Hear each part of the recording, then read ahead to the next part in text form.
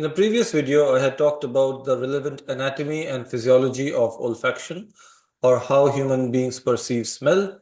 In today's video, we will talk about the different tests, especially the quantitative tests for measuring smell function in human beings, and we'll briefly talk about the different categories under which the smell disorders can be classified.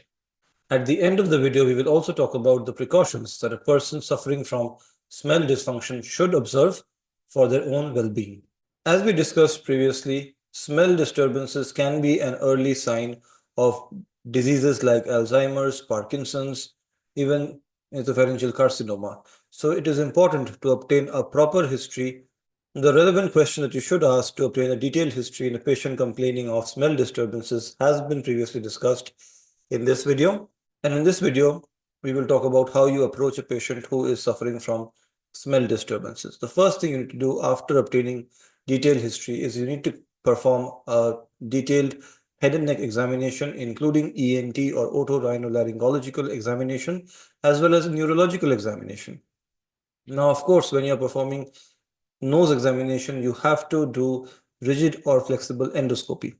Now, if you found the cause and you want to measure the degree of the smell disturbance quantitatively, the most commonly performed quantitative test for assessing the degree of smell dysfunction is known as University of Pennsylvania Smell Identification Test, commercially available as Smell Identification Test. It is the most widely performed quantitative test for smell dysfunction, and it has been performed in over 1 million people all over the world. This test, in fact, has been translated to over 30 different languages all over the world. It is a very simple test. It can be self-administered. It takes about 10 to 15 minutes for a patient to take this test, and the results can be interpreted in about a minute by anybody. Now, what is the test all about? There are 4 pages. Each page contains 10 micro-encapsulated odorants. What is the meaning of micro-encapsulated? It means you have to scratch the odorant and then sniff it. Next to each odorant, there are 10 numbers from 1 to 10, and you can score your own smell performance from 1 to 10. 10 being you being able to understand the smell easily. Now, based on the score, the patient's performances is compared in a percentile manner with age and sex matched controls. This percentile score is important because a score of, say, 30 in an 80-year-old is not equivalent to a score of 30 in a 30-year-old. So age and sex match control comparison is important. However, if you look at just the absolute score, then there are some categories under which these scores can be divided, and these categories are normosmia, mild microsmia, moderate microsmia, severe microsmia, anosmia, and finally possible malingering. When do you suspect malingering? If the score is less than 10 out of 40. Because then the suspicion is that the patient has identified the smell and is deliberately not identifying it. So that's a possible case of malingering. Let's look at the absolute scores and how they correspond to the 6 categories we mentioned. So it is slightly different in males and females. In males, any score 34 or above is believed to be normosmia. Any score from 30 to 33 is believed to be mild microsmia. Any score from 26 to 29 is believed to be moderate microsmia. Any score from 19 to 25 is believed to be severe microsmia, and any score 18 or below is believed to be anosmia. Of course, a score below 10 raises the suspicion of malingering. In females, normosmia is 35 or above. Mild microsmia is 31 to 34. Moderate microsmia is 26 to 30. Severe microsmia is again 19 to 25. And anosmia is again 18 or below. Now, how is this test performed? Ideally, one nasal cavity should be checked at a time. The other nasal cavity should be occluded with a microtip without altering the patency of the nasal valve area. And the patient is asked to sniff in the odorant and exhale through the mouth. So this is the University of Pennsylvania Smell Identification Test. There is another test which is also commonly performed, sometimes in conjunction with University of Pennsylvania Smell Identification Test and sometimes independently.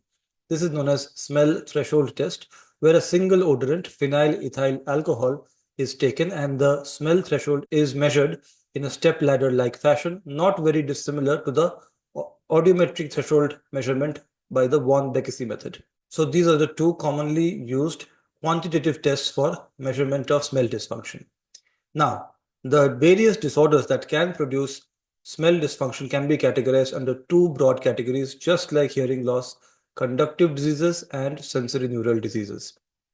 The important point to remember here is sometimes the conductive disease can also later on result in sensory neural pathology like chronic rhinosinusitis.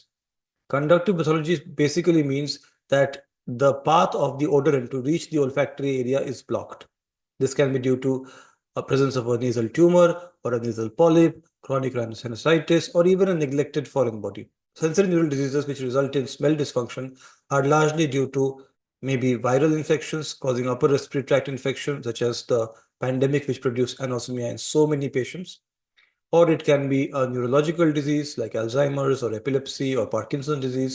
It can also be due to intracranial tumors, sometimes not even near the olfactory area, like Foster-Kennedy syndrome, which has a classical triad of ipsilateral optic atrophy, ipsilateral anosmia, and contralateral papilledema. The important thing to understand is the chances of recovery are more in conductive causes of smell disturbance, whereas the chances of recovery are less in sensory neuropathology, especially if more than 12 weeks has elapsed since the onset of symptoms.